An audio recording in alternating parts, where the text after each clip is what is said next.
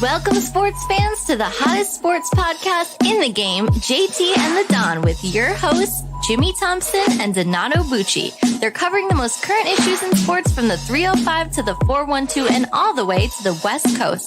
You can follow them on Twitter, Facebook, and Instagram at JT and the Don, or email them at jtandthedon@gmail.com. Now take it away, guys.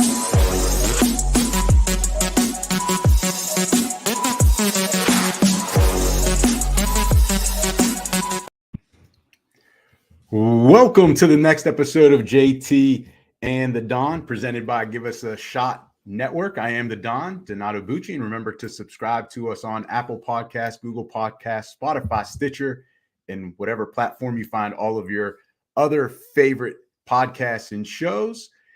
Thank you to Nicole Thompson for the wonderful voiceover, and our guy Mike Regina with the intro music as always. So let me welcome in everyone's favorite JT, Jimmy Thompson.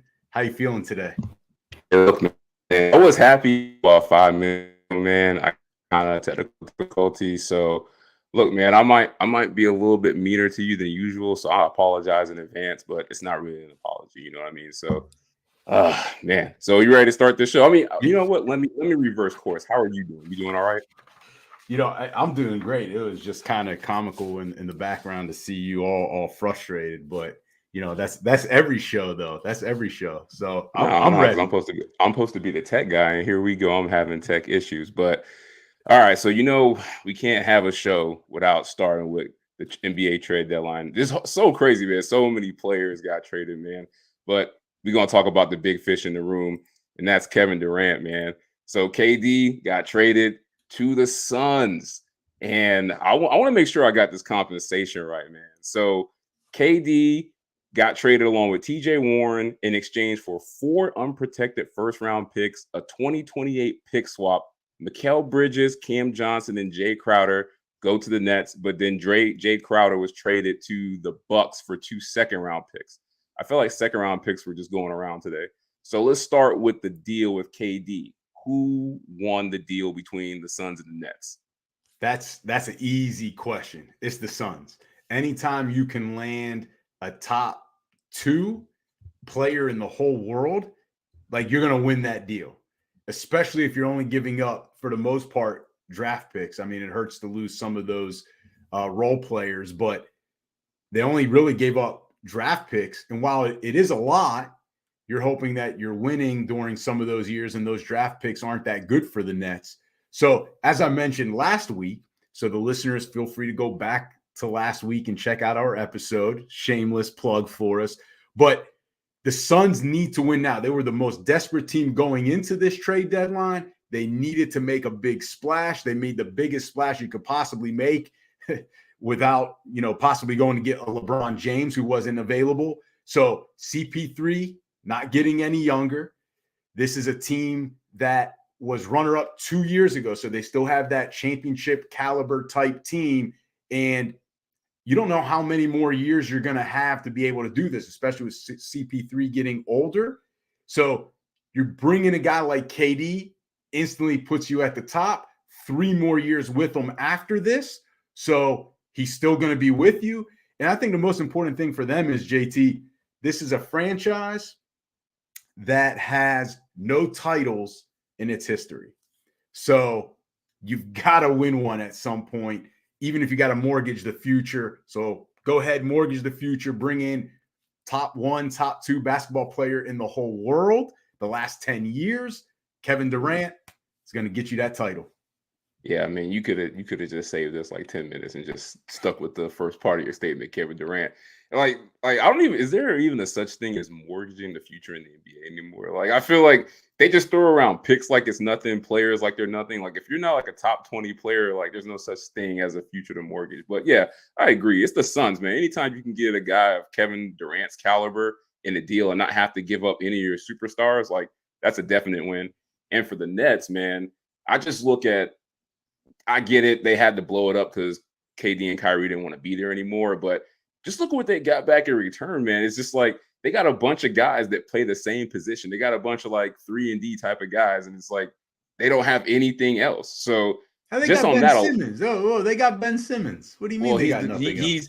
he's D with 3. Well, whatever, however you want to describe his game, but it's KD, man. Like you said, man, like CP3 is clearly not in the prime anymore, but this might be the last run that he has, with CP level play in him, and then Devin Booker's going to come back healthy, hopefully, and they still got DeAndre Ayton, so it's got to be the Suns, no doubt about it.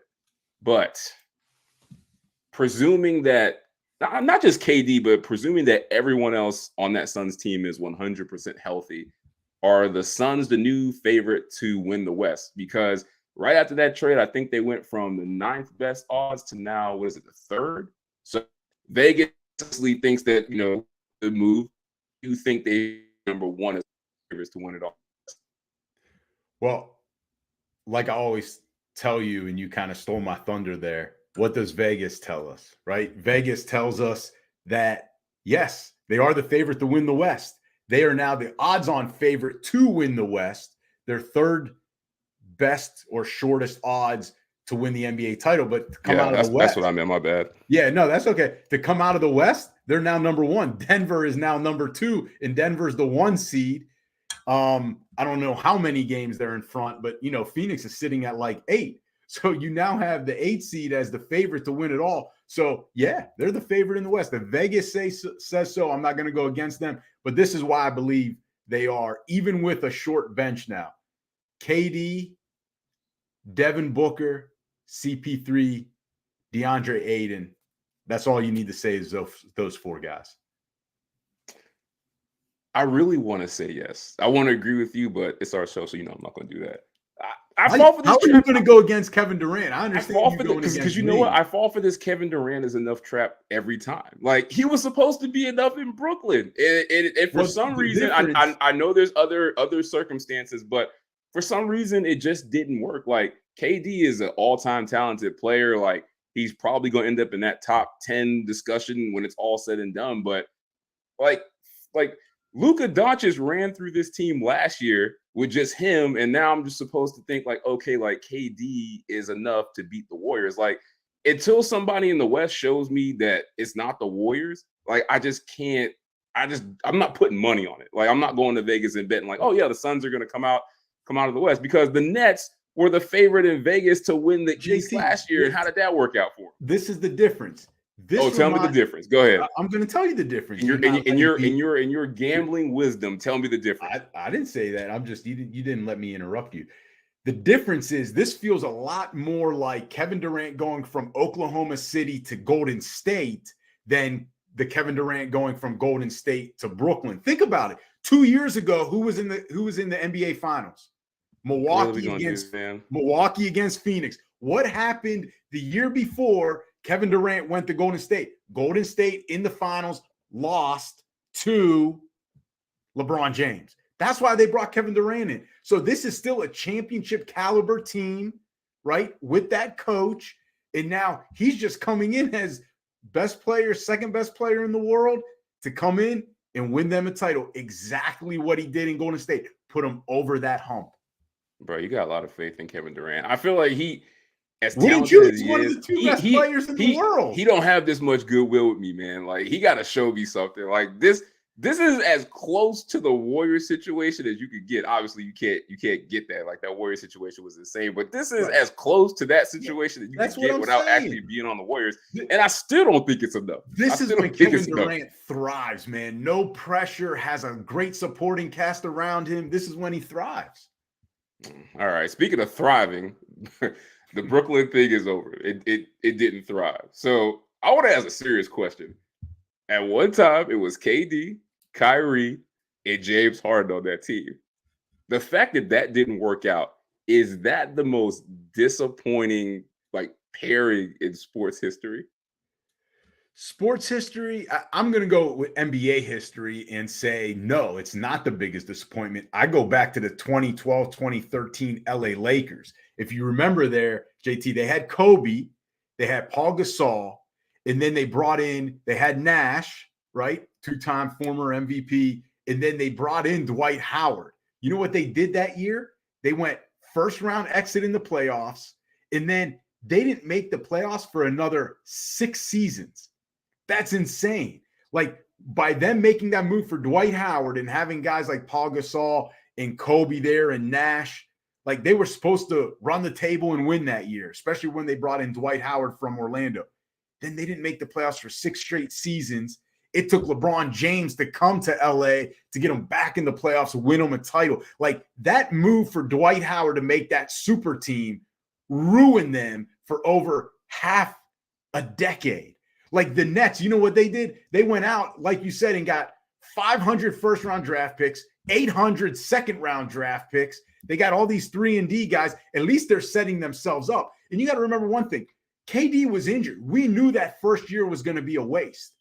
Like, my expectation for them was high, but we knew they were going to have a very small window, years 2, 3, and 4 at most, to win a title. So was it a disappointment? Yes. The biggest disappointment of the super teams in NBA history? No, it's the 2012, 2013 LA Lakers. Man, what are you talking about, bro? Like, do you remember Steve Nash I'm when he was on the facts. Lakers? Like, I'm convinced you don't watch sports, man. Like, you only. I feel like you start watching sports in a certain year, like 1988. You probably. I read the newspaper. Newspaper. Oh, you just told on yourself with your age. Of course, this is the most disappointing pairing, not only in NBA history, in all of sports history. Like, whoever's listening, watching this, go find me a team that got 3 first ballot Hall of Fame players at a time where they were all considered top 10 in the sport. Well, some would argue Kyrie's not a first ballot.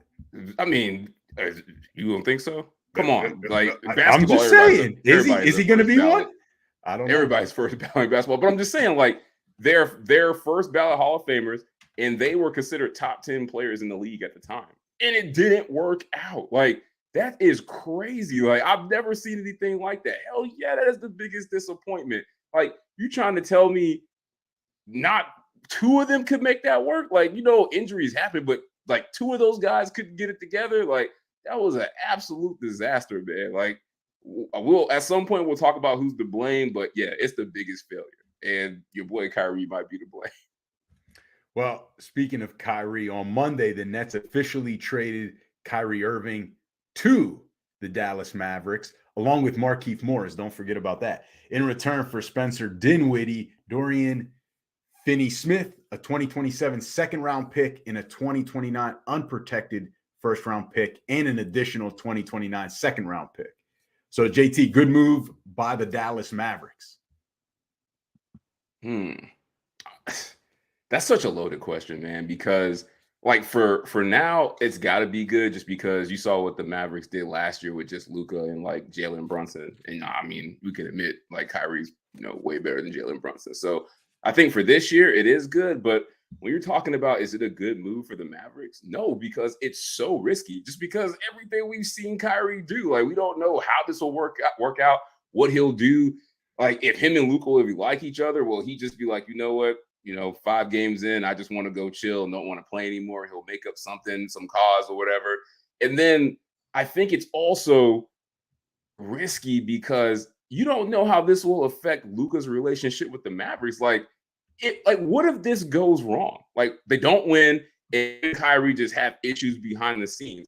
Kyrie Irving on a half rental, like damn any reputation or relationship that you have with Luka Doncic long term. And I gotta say, it's not worth it. I know they want him to damn, like go get Kevin Durant. Like if Kevin Durant was available, him instead of Kyrie. So I'm on the fence about that, but it's such a loaded question.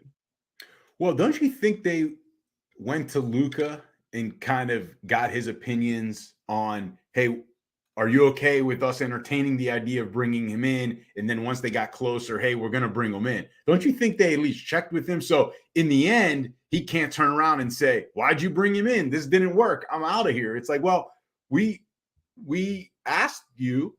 We went to our star player, being you, and we made sure it was okay with you. So that part, I don't think they're going to burn any bridges with Luka. But my thing is, I agree with you. I don't think it's a good move for the Mavericks because Kyrie is happy now, but when will he not be happy? You look at his time everywhere else, right? We always talk about history will repeat itself. Cleveland Cavaliers, he burned them. Boston Celtics, he burned them. Brooklyn Nets. He burned that. Like, this is not going to end well for the Dallas Mavericks. He's unreliable. He is unreliable when you need him the most.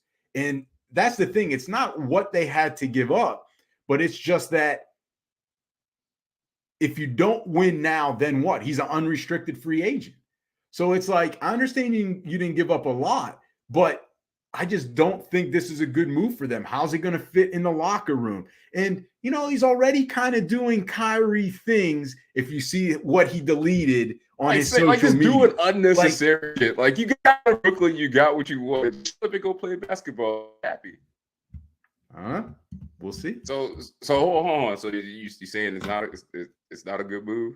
No, for the Mavericks, it's not a good move. No. Man. Pay attention. Pay attention. I was expecting you to, man. Like, how much you love Luka, but I know how much you love you like Kyrie in fantasy. So I mean, it's two different things. Fantasy basketball, he doesn't have to be in the locker room.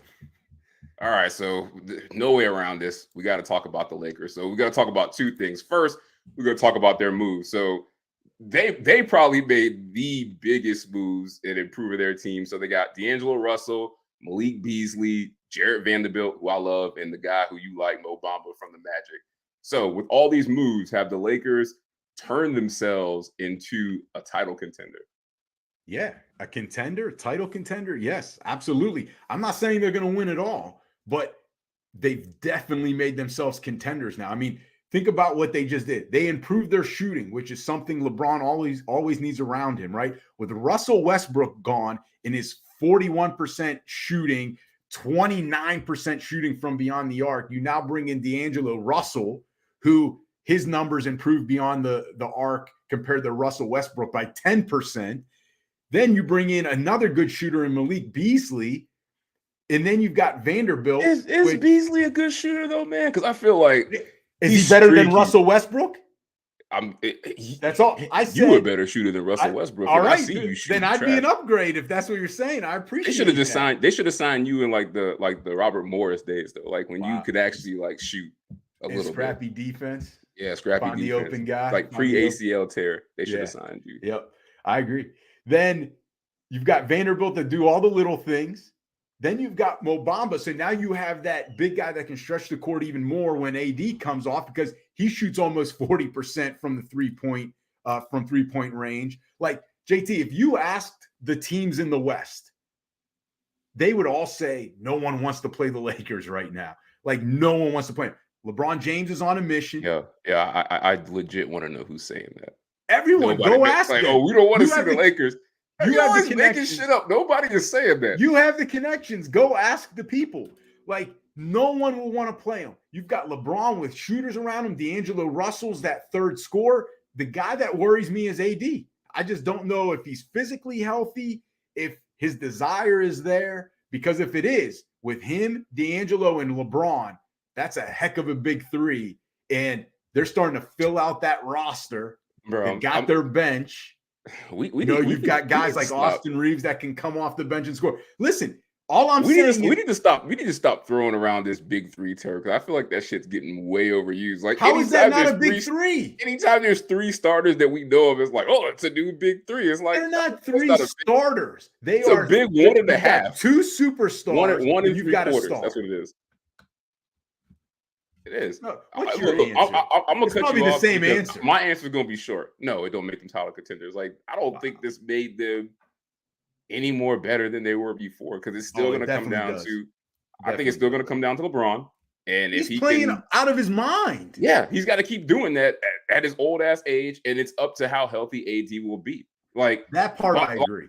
Mo Bamba, we know what he is. He's a bust. Jarrett Vanderbilt, I love him, but he's an energy guy. Like, he's not gonna get his own shot and create offense when it comes to time to play playoff team. I'm sorry, but have you watched the Timberwolves this year? D'Angelo Russell washed. Like, Mike Conley got traded to the team. And I think that's great, and we know how old injured Mike Conley is. Like, D'Angelo Russell is washed. So I don't.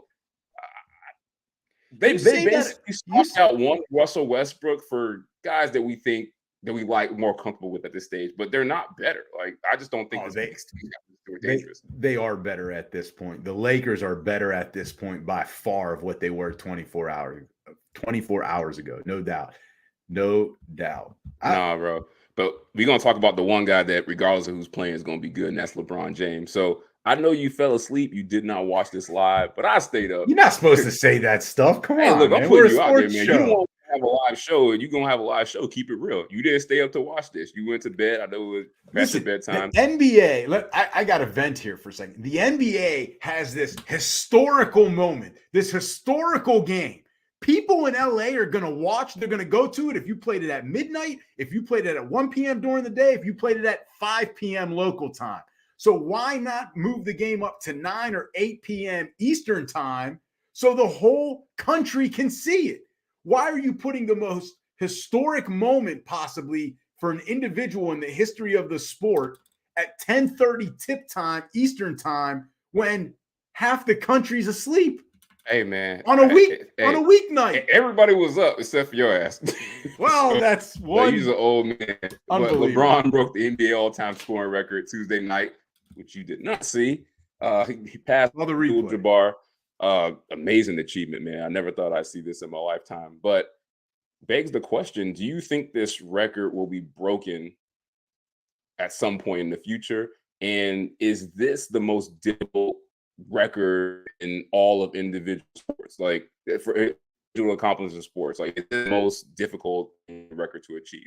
Yeah, I think it will be broken just because if you look, Kareem broke it in 1984. So I know that was, 38 years ago, almost 40 years ago, 39 years ago. But really, JT, it was only one generation of players. LeBron was born in 84, 86? I don't recall, but that's only one generation away.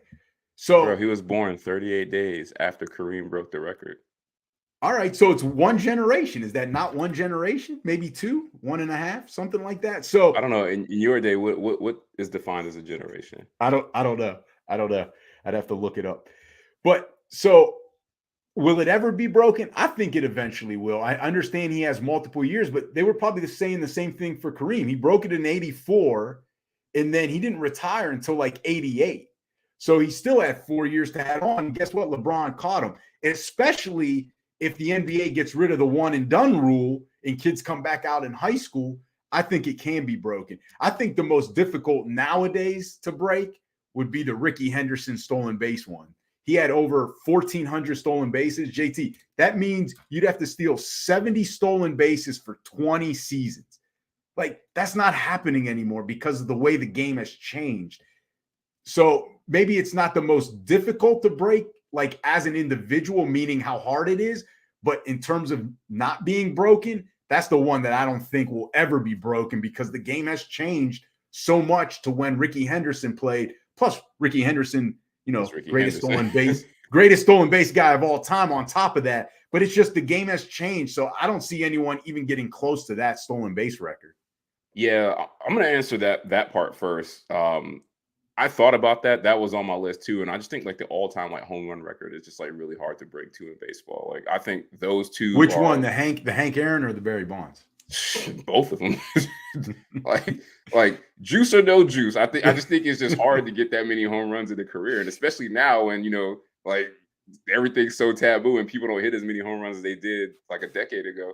So any one of those baseball ones, I think is harder than this. But I really struggled to answer whether or not somebody else could break LeBron and Kareem's record.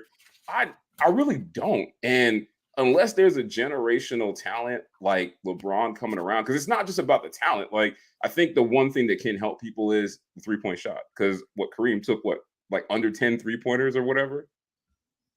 However, I don't know. You bring up the stat, you got to be able to back that up. It was that answer. It was hell low. You're supposed to be my stat guy, but it's like you can see the evolution of the 3-point shot is what helped that scoring record. But let's not kid ourselves.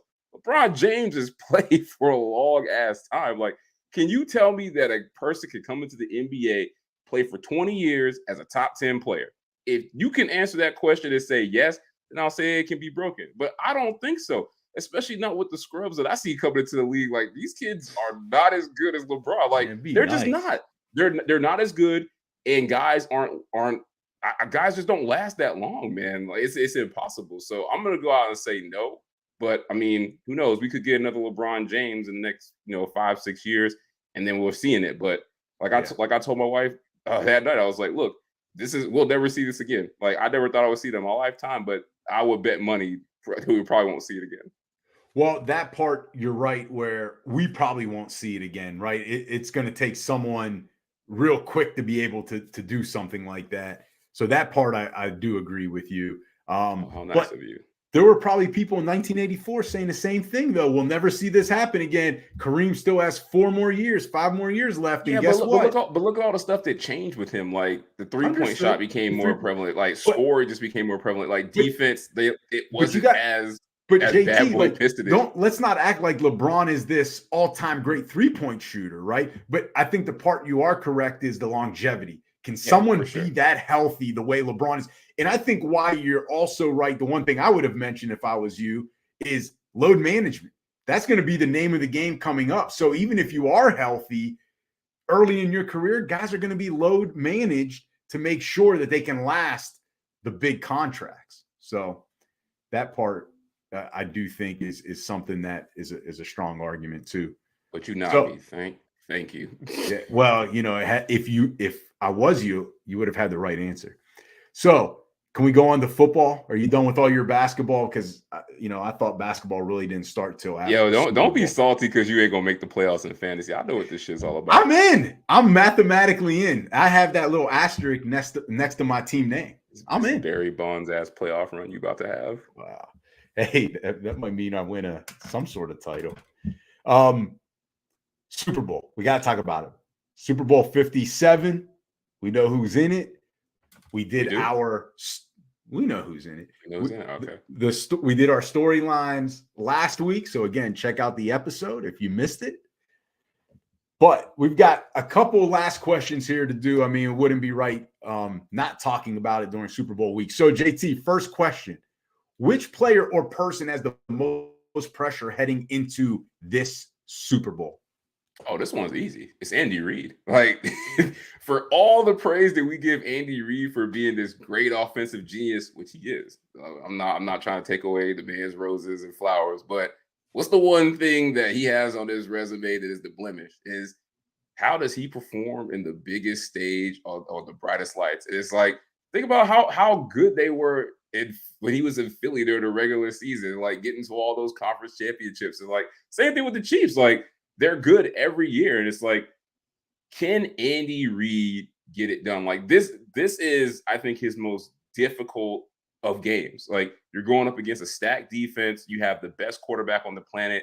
People don't think your weapons are as good. And this is your chance to catapult yourself into the GOAT conversation of coaches, where people are going to be like, hey, yeah, he might have had some slips, but like what he did in this Super Bowl against this team, against this defense, like we got to give him his flowers for real now. So it's all on Andy Reid. Like the pressure's all on him, man. Because like if he wants to be GOAT at all time, like he got to win this game.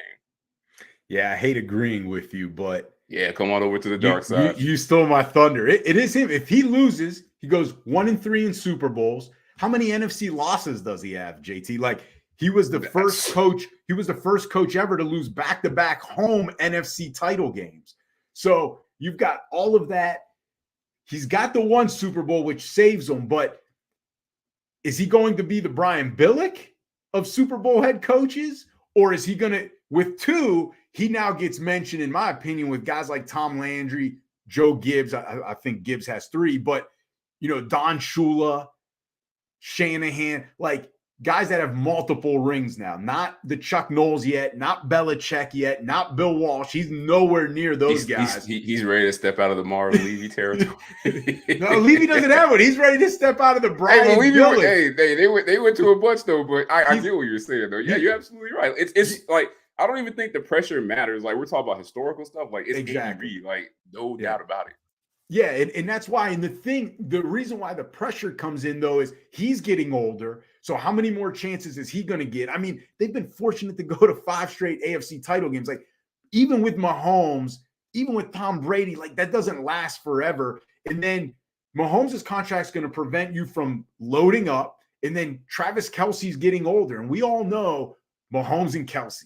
That's such a dynamic duo. Like, Kelce's getting older. That's not going to last forever, even if Mahomes is there. Yeah, it's not forever. Like, he already lost one Hall of Fame type talent. Like, he's gonna lose another one the Father Time. So, like, this is the window right here for Andy Reid to be like, hey, I need to get my name into that next level. And just think about it, 1-3, that doesn't sound too good when you're talking about great coaches. Like, his name won't be brought up. I'm sorry. Yeah, it's just if this was LeBron, they'd be blaming him for 1-3. Exactly. So let's look at the other team, Philadelphia Eagles. If they lose, let's just say if they lose, do the Eagles extend Jalen Hurts this offseason then? Oh, yeah, absolutely. Well, just from the standpoint of once you see a quarterback play well and it's, nationally recognized that he could be a top 10 quarterback, like he just no way of escaping an extension. But just for the Eagles, like you have to extend him. Just, the play on the field speaks for itself. Like MVP type year, taking him to the Super Bowl, like that's already on record. But I'm just more interested on what he's done behind the scenes since he's been there. Like you stepped directly into the whole Carson Wentz situation, how he handled himself, came in as a starter and just has not given it back ever since he started his first game. And it takes a special type of person, especially a young guy like that, to handle that situation in that city. And you said it. You said it before when we asked the question, is he the next Josh Allen? You were like, no. And it wasn't because of his talent. It was because of how can he handle things in Philly if things go wrong? Like you said it before. The Philly fan base is unforgiving. And I think he has shown that he's built for that city. So if you have a quarterback that can play on the field, it is built for the city of Philadelphia, you would be idiotic to not extend him. Yeah, they've got to extend him. And one of the main reasons is there's no fifth-year option for him, JT. He was not a first-round pick. So he is going into his last year of his rookie contract. And to me, and I think we've seen it, the market for quarterbacks, guess what? Baltimore Ravens are seeing this. It gets set every offseason. Like it gets reset every offseason. So do it now so you pay less later. And the other thing is, he's the franchise QB. You said all the reasons there. Like lock him up. So there's no bad feelings between the organization and quarterback, what we're seeing in Baltimore, what we're seeing in Baltimore. And then the locker room part, right? Free agency. Hey, they've got their quarterback. He's locked up for the next 6 years. I'm going to go play there. In the locker room too knows that's our guy, right? He's our guy. He's here for the next 6-7 years. There's no reason to then question Jalen Hurts in the locker room or the Philly organization. So I think that's almost as important as anything as we've seen. When you lock up that franchise QB, other pieces fill in the locker room is way more cohesive, and it's just a better place to be. They've got to get it done. Win or lose, they've got to get it done. And why would you not lock him up? Just look at the way the team is built. Like you always harp on windows. Like this is a short window for Philly on both sides of the ball, whether it's players' health or guys under certain contracts. Like get your guys signed while you have all the key guys locked up already on both sides of the ball. Like make a run because like you brought up losing. What if they lose? If Philly can keep the core and have the quarterback, who's to say they can't go back next year? So yeah, that just adds more incentive for them to extend him no matter what happens in that game. Yeah. So last Super Bowl question here for now. Best player. I'll give you credit here, JT. You come up with a lot of the questions. This is one of your better ones. So good job. You only say that because it's probably going to be an old ass answer that you're going to give. He's like my great grandfather was the best player to never win a Super Bowl. I don't think he played American football. Best player to never win a Super Bowl. This was so tough, man. There's so many guys on that list.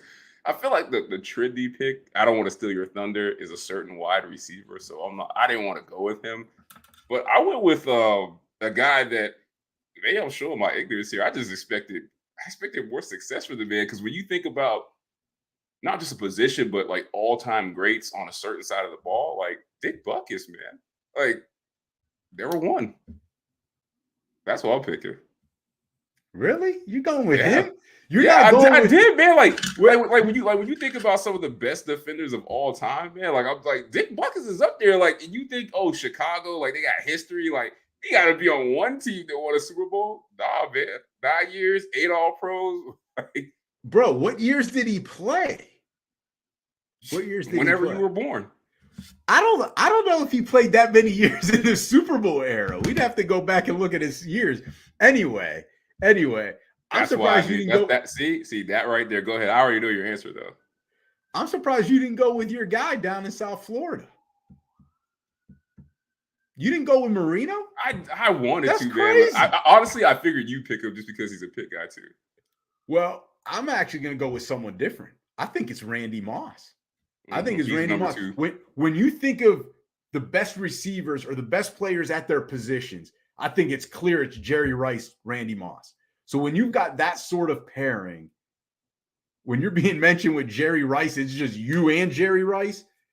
I think that's why it's Randy Moss. Marino, I have him in my top 5, but a lot of people wouldn't put him in the top 5. So I think when there's that much of an issue or a question mark, then I don't know if it can be Dan Marino. So I hate going against Dan Marino, the Pitt guy, the guy from Oakland in Pittsburgh, but I'm gonna go Randy Moss. I think Randy Moss number 2 for me. I just figured you go Marino or Moss. I was just like, man, I don't know. The Dick Buckets would hurt me, man. But like maybe you say like maybe he wasn't eligible. I don't think he was. You got to do your research a little better. He probably bring Dick Buckets back and give him an honorary Super Bowl. That's what I'm saying. I don't think you can do that. But go ahead. All right, so let's talk about at least one of these guys might eventually like almost was on this list. But let's talk about some quarterbacks, rumors, and all that stuff. So I'm gonna give you a quarterback, and I want you to tell me one team that you think that they'll be the best fit for. So these are guys that rumor mill is saying that they're gonna leave their respective teams. Just give me the team and why it's the best fit. So we got to start with your boy, your favorite player in the world, Aaron Rodgers. I think it's easy. I think it's actually, it's not so easy because I keep flipping. Damn, make up your mind. I keep flipping back and forth here. I'm gonna go with the Washington. No, I'm gonna go with the Las Vegas Raiders. You've got Devontae Adams already there. They have the playoff experience. You got Renfro. You got Waller. Whether you retain Josh Jacobs or go get draft a young running back, I think the pieces are there. And this is what I love most for them. Of why I didn't say Washington. What I love most for him is it's warm in that city and it's in a dome. When you've got those two things, Aaron Rodgers has never played in those conditions as a home field. That's why that's the best fit. You have all those pieces. You get reunited with Devontae Adams. Listen, Devontae's going to be thrilled that he walks back through that door. Oh, yeah, they already house shopping. There you go. And then the warm weather and the dome. Raider the same Nation person that was like Raider Nation. Weren't you the same person was like, oh, Aaron Rodgers ain't going to the AFC with all the young guns? You lucky I can't pull up the footage right now, but I'm pretty sure you said that. Oh, he's not going to the AFC with all those young gunslingers, so now he's gonna go. I said best fit. Best fit for ironic and comedic purposes would be the 49ers. Just like pull a Kevin Durant. Just go to the team that's been beat the mess out of you for all these years. I think that's the best fit because Kyle Shanahan, he just needed a quarterback that is good and can stay healthy, and that's Aaron Rodgers. And like if Aaron Rodgers on the 49ers, they go into the Super Bowl. Like they will be the heavy favorite. So I like the Raiders, but I just think the coaching for Aaron Rodgers is really the thing that would make the best fit because he got to get along with the coach and he got to respect them to challenge him. And I think there's only a handful of guys that can do that in the league and also, talk to him in his offensive language that he will give them respect. And I think Shanahan is one of those guys. Josh McDaniel, I don't know, man. I think that can go left really quick. So yeah, you got the Raiders. I got the 49ers. My man, Lamar Jackson. Best fit? Yeah. Atlanta Falcons. And I'll tell you why. You've got Arthur Smith right? Oh my gosh, it's Arthur Smith. Can I give you the? Let me change my answer. Hold on, Arthur Smith. Let me change. You're going to change your answer. Listen, with once you finish listening to me, if you were smart, you would change your answer to what I'm saying. All right, Arthur Smith, offensive guy. Do you realize, JT, they finished in the top half of the league in scoring last year? No one, if you ask that question to NFL fans, they would not have guessed Atlanta's in that. The offense was really good. Now that I told you, it's really run heavy. Sure, you did. Now that I told you. Oh yeah, because I had to live through the whole Kyle Pitts, Drake London thing. So I'm saying all these other guys score points except for them. I'm glad you just said it because you've got young offensive weapons there. Drake London, he's never had a guy in Baltimore like a Drake London. Kyle Pitts, guess what? Perfect replacement for Lamar Jackson for Mark Andrews that he had in Baltimore. Then you look at Patterson. Can you imagine the designs, the trick plays that you can have with Lamar Jackson and Patterson in the backfield? Like, to me, Arthur Smith should be salivating over that. The different trick plays, the nightmares to give defensive coordinators. Then you've also got that young, what I think is a young stud quarterback in Tyler Algier. So you've got all those pieces in. You've got, if they cut Mariota, they've got $70 million in cap room. And then on top of that, this is the kicker, JT, and I'll drop the mic. You don't need to answer. We can go to the next quarterback. It's the NFC South. The NFC South. By him going to the Falcons, I guarantee you tomorrow, Las Vegas would put their odds as the shortest, meaning best odds to win the NFC South next season if Lamar goes to Atlanta tonight. Yeah, because he'd be the only quarterback as of now that's be considered a star. Then that's all good. Everyone's going to want to go play with him in Atlanta. They're going to win the division every year. Atlanta is fit-wise for what we think Lamar does is not that bad. Like, it's a coach that gets the best out of mobile quarterbacks, and I think they would have some real interesting things, and I think he would carve up that division. But once again, man, I'm really disappointed in you. You're so wrong. It's the Miami Dolphins, man. Like, you just wanted to play for the Dolphins. No, the Miami Dolphins is Lamar Jackson's best chance to extend his career. You got the best wide receiver. Tua is getting smacked around. Yeah, because he can't run. And he's too little. Not true. But you got the best wide receiver. Lamar Jackson's the biggest guy in the world? Come on. You got to be bigger than Tua. You got the best wide receiver duo in the league, and you are attaching yourself to one of the brightest young offensive minds in the NFL, and Mike McDaniel. Like, this is a move that if I'm Lamar, I'm pushing for. Like, I want to be a part of this. And the best part about it is you get to go home, back to South Florida.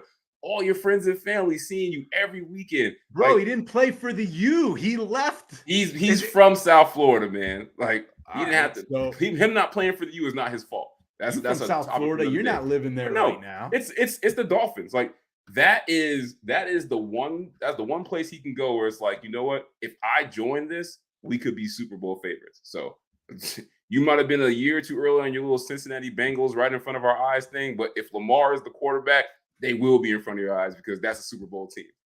So one last one, but honestly, I don't even think it matters because things have changed since we first came up with this question. But last quarterback, Derek Carr, best fit. Did I miss something? What has changed?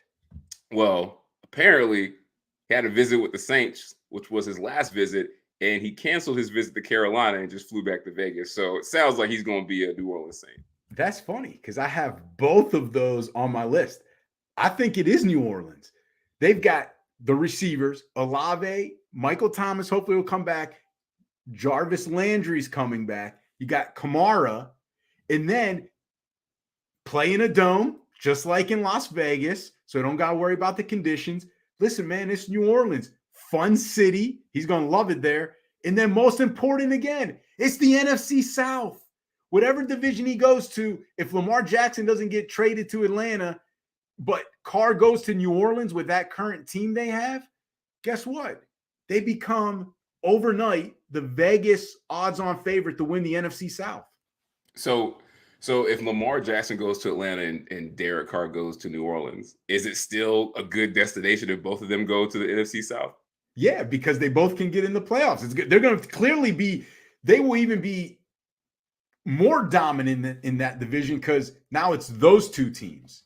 They're going to definitely beat up on the Panthers and the Bucks. I'm not even going to entertain this question because I at first, when we talked about this a month ago, I said it was the Carolina Panthers. So I guess I had the right division wrong too. And stick with it. Well, I mean, it's not going to happen. I still think the best fit is the Carolina Panthers just because I think that team is a sleeping giant. They have good players on offense, great defense, and everybody's locked up under contract and they're young. And it's a bad division, like you said. So the Saints, I feel like is it's tricky. I think people think the Saints are this great organization because of what they've done past decade, but it's really not. I don't think that's a destination at all. The expectations will be high. You got to follow in Drew Brees' footsteps. It's Derek Carr. We love him, but he ain't Drew Brees. I'd rather go to Carolina where there is no expectation of quarterbacks and try my luck there. But it looks like he's going to be a Saint. All right. Can we go on to Hot or Not? Your favorite segment now? Huh? Go ahead. All right. I guess we are. You put it up. Hot or Not. So the way this segment works is we'll read a statement. If you agree with it, you say it's a hot take. If you don't agree with it, you say nah. Hot or not. Simple enough, JT. Wait, man. Explain it one more time. Nah, you understood.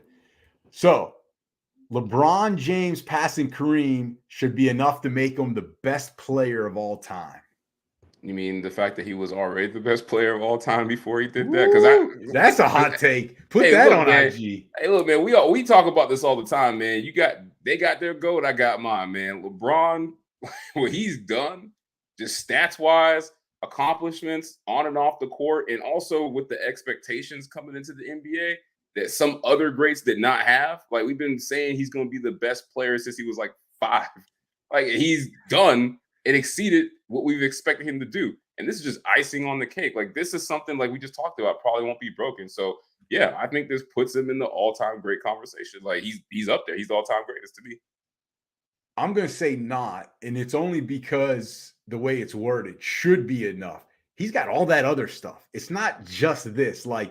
Even if he didn't have this, I would still say best player of all time. But by putting in just should be enough, I'm going to say not because it's all the other stuff he does. All right, cool. We agree. I hate that right off the bat. Next one. The Memphis Grizzlies need a 30 for 30 on ESPN. Hot take or not? Man, this is such a JT statement here. No, this is a Shannon Sharp question. I did not write this one. Oh, this is not. He only says that because he'd be in the documentary. It's not. Come on. Memphis Grizzlies need to do something first. The Miami Hurricanes winning a title. All right. The Detroit Pistons winning back-to-back titles. Memphis, do something first, then you get a 30 for 30. So, Steven, thanks for watching. JT and I, we kind of disagree. I mean, he's at least got to be mentioned. Hopefully, you can at least agree that it's not an open and shut case, right? It's not open and shut that it's just MJ. Be done with it. You just can't say MJ and walk away. We got to be able to have a debate. So hopefully, you can agree to that. But go ahead, JT. Continue with the hot or not. Memphis Grizzlies need a 30 for 30. Hell yeah! This these are 30 for 30. The best that never was, part 2. I've never seen nothing like this. This team is acting like they the hottest rap group of all time, and they got no Grammys and no platinum albums. This is ridiculous.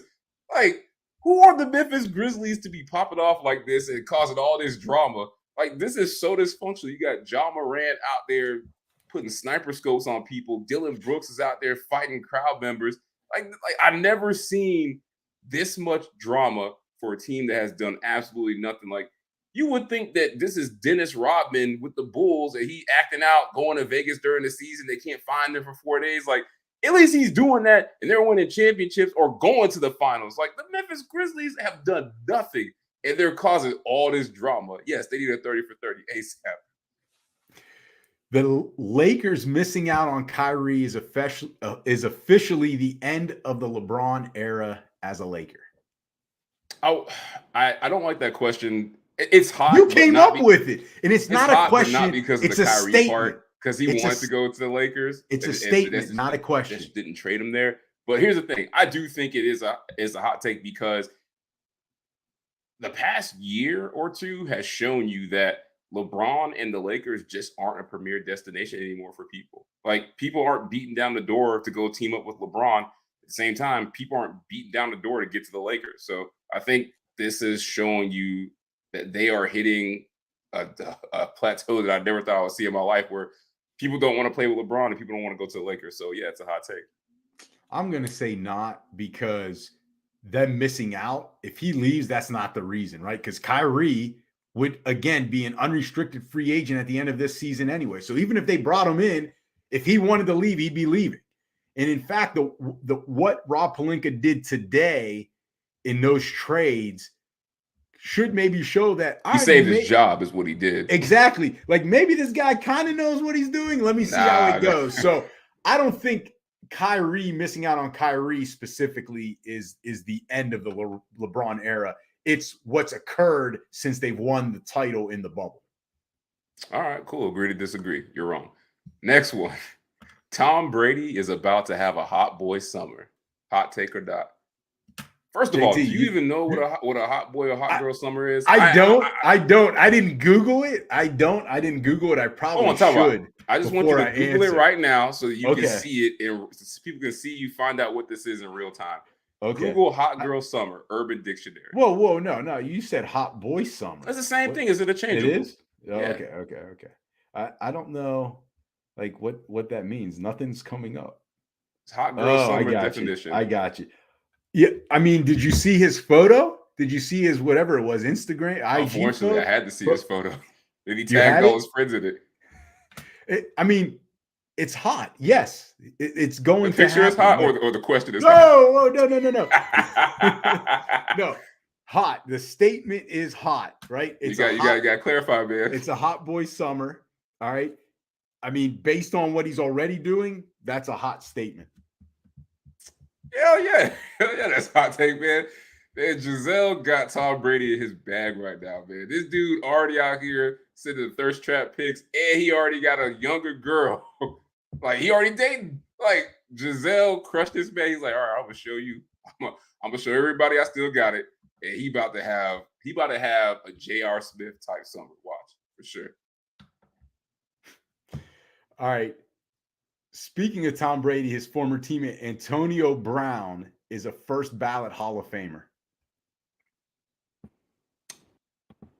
It pains me because I actually like AB the player, but he can't be a first ballot Hall of Famer because T.O. wasn't. Like, T.O. was better than him in every way. And I think what AB has done at the tail end of his career with the Raiders and the Bucks and how those things ended, like, there's no way they're going to put him in the first ballot Hall of Fame. And he also missed out on valuable time to get more stats to where there wasn't going to be an argument that he should be one. So I feel like AB hasn't played in like 3 years. So that's 3 years worth of stats that he didn't get. So no, I don't. Well, I don't think he should be a first ballot. I think that's a hot take because, in my opinion, he's a first ballot Hall of Famer. But because T.O. wasn't voted in first ballot, I don't think the voters are going to vote him in first ballot. So if it's just my opinion, I say that's a hot take. He is a first ballot, but I agree that he won't end up getting in for some of the reasons that you mentioned, but more so just because the voters don't want to. That's also all. They can't have this man going in the first year, the same year that Tom Brady could go in. Like, that would be that would be insane, man. Come on, they can't have that. Like, this man walked off the field on Tom Brady. Now they're gonna go into Canton together. That'd be great. Talk about the drama. A lot of NFL people not going for that. A lot of people are saying that's why Aaron Rodgers isn't retiring this year, because he doesn't want to go in with Tom Brady. It'll take the light away from him. It'll take the limelight away from him. That is the most Aaron Rodgers shit that could go down. Is him deciding the fate of his career based on, all right, let me see who I can go in the Hall of Fame with. That's like you in football practice and you like looking to see like, oh, who's next I got to go up against, and you like getting back in the line and you moving up in the line like that. Aaron Rodgers would do that. I can see him doing that. He is denying it though. He is denying it for the record. So weekend predictions. We got the Super Bowl coming up. So weekend predictions. JT, it's gonna be a little different twist here. All right. So okay, I'll tell you what. This is a little bit of a different twist. You can ask all of them because I don't want no part of this. So now you're worried about it. Okay. So first we'll go with just what we normally do. Chiefs Eagles, Super Bowl, who you got? No point spread involved, none of that. Just I already who you did got. this. It's the Chiefs because I picked them. I picked them to win it all at the beginning of the season. So, And all right, well, I've got the Eagles. You just want to hear me be right one more time? Is that what it was? No, I want you to be so wrong. Make sure everyone knows it's out there, and you still got it wrong.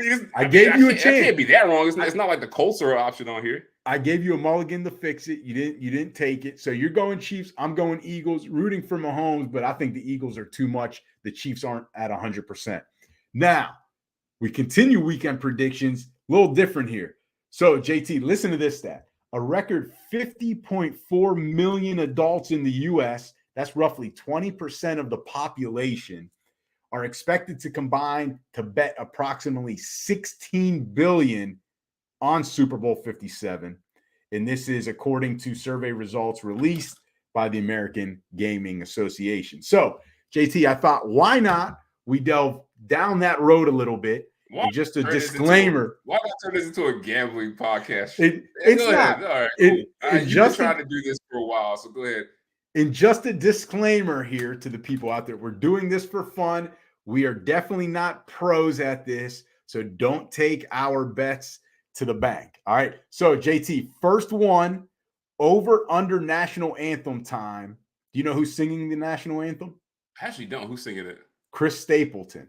So, the over-under started at 1:59. It's at now 2 minutes, 5 seconds. So, are you going over-under 2 minutes, 5 seconds? I'll go over. You're going to go over? I'm gonna go under. The fact that it's rising leads me to believe that smart money's coming in on the under. That's right. Too much money going to the over at this point. The coin toss. Heads or tails? What do you got? Tails. I've got tails too. Tails never fails. Patrick Mahomes over 2.5 touchdowns. Ooh. Throwing. Over. Whoa. Over, huh? Yeah, over. I've got under. I think that's a little too many. First touchdown scorer in the game. Ooh.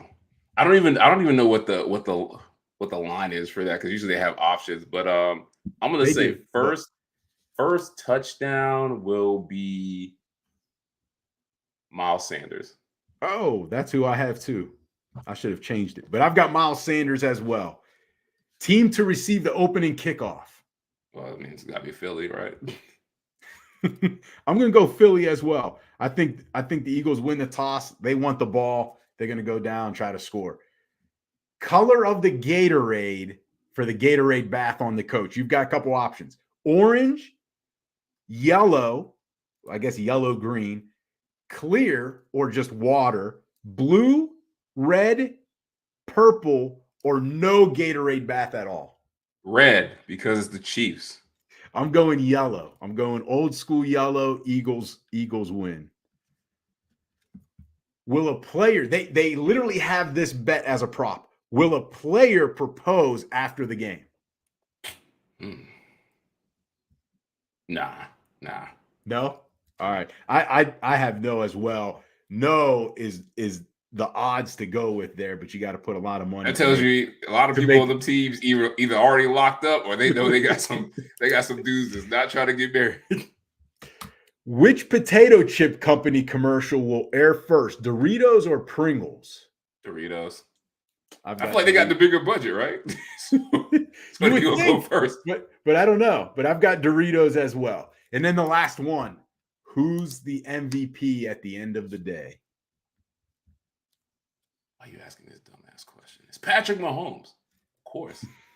I've got Jalen Hurts. I've got the guy on the other side. He's going to get paid. He's going to get paid. You should Miles Sanders. He's going to get paid. All right, so I'm bringing back a segment. We're almost done at the end, coming up on the hour of the episode. So 2 last segments. JT, we're bringing back the surprise JT segment. So this one, for the fans and listeners out there that aren't used to it because we haven't done it in a while, I find some obscure thing that's going on relative to sports, and I just question JT on it so we get his unprepared, wing it version of the answer. So Aaron Rodgers, I don't know if you've heard this, JT. Aaron Rodgers, all right, he is going on a 4-day darkness retreat before. Yeah, he just want to go smoke and do his thing, man. Before he says no, he says there's no drugs involved. No drugs involved. What the hell is he doing out there then? He's trying to meditate.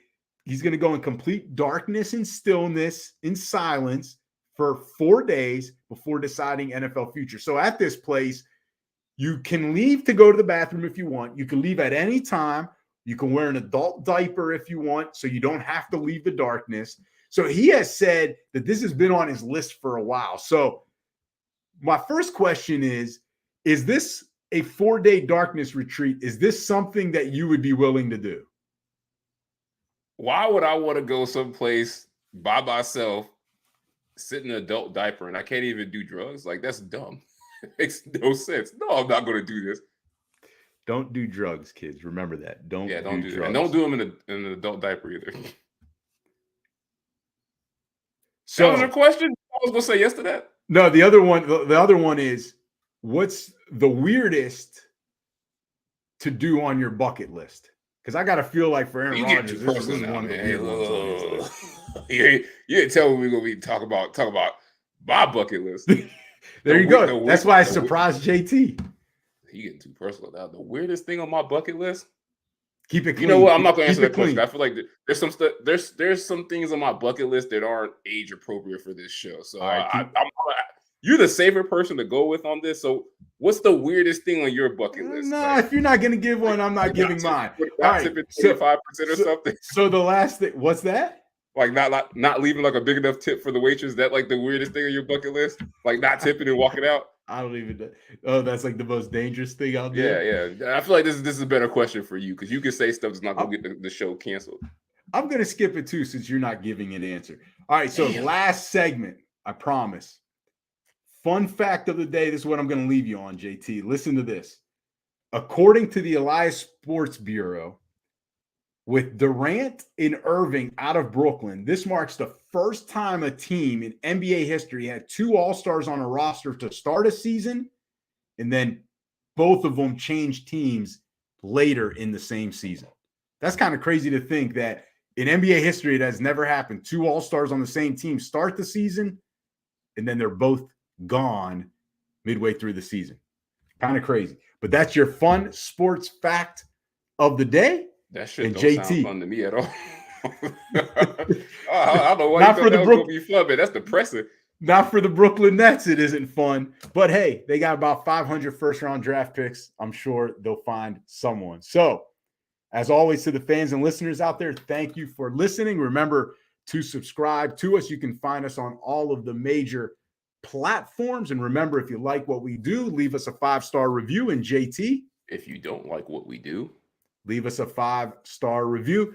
You can follow us on social media. Our handle, JT and the Don. We can be found on IG, TikTok, Twitter, and Facebook. So, JT, great episode. Remember, JT and the Don, All Sports Podcast, presented now by Give Us a Shot Network. So, JT, until the next episode, see ya. Peace.